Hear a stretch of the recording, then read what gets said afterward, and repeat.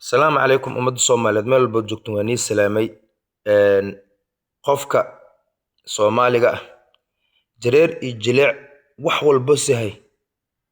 wax qabadkiisa waxay fiican tahay in lagu amaano ninkan odiga ah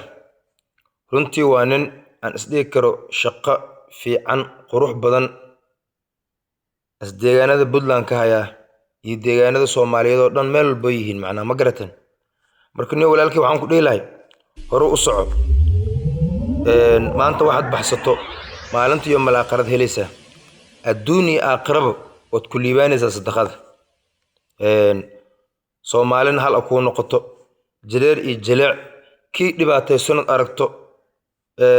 od xilligaas waxa awoodo karto sadaqada wada sii sadaqada ay ka noqonin insha Allah ilaahay yiraahdo mid qabiyeeladaysan walaalkii macaan waxaan ku leeyahay niyow hore u soco qofka Soomaaliga ah haddii dadaal badan hayo haddii si haynin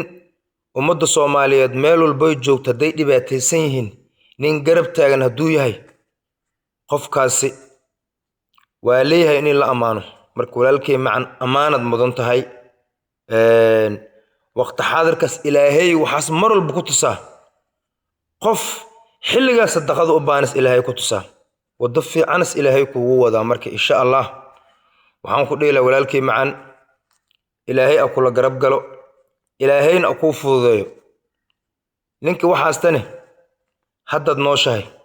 biri ma noolid haddad caafimaad qabtaa biri ma caafimaad qabtid sadaqada adduun iyo aakhira wad ku liibaanaysaa adduunyada korkeed inta joogtana way ka muuqanaysaa maalinta yawmal aakhirana ilaaha kule jaasideeda ku siinaayo oo aakhiro ilaahay wix isku hayo asaga la og bil aadan ma ogaan kara marka waxaan ku dheelaa walaalkay macaan dadaal labadaba kii ka horimaada jireer iyo jilic labadaba sadaqadaas way ku baxdaa mid dhibaataysan oo jireer mise mid dhibaataysan oo jilic labada sadaqada ku baxdaa marka nin waxaan ku dheelaa dadaal fiican haysa say ila tahay kulay reer garooba tahay nin garoog soo jeeda tahay marka insha Allah walaalkii macaan ilaahay akula garab galo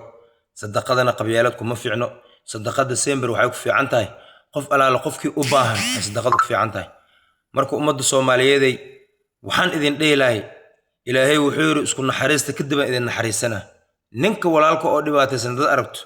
oo $10 hayso $2 ma $3 u turto adiga sadaqay ku tahay laakiin marka tiraado no 10 kaanada astaano biri ka waran hadda tiraado imtixaan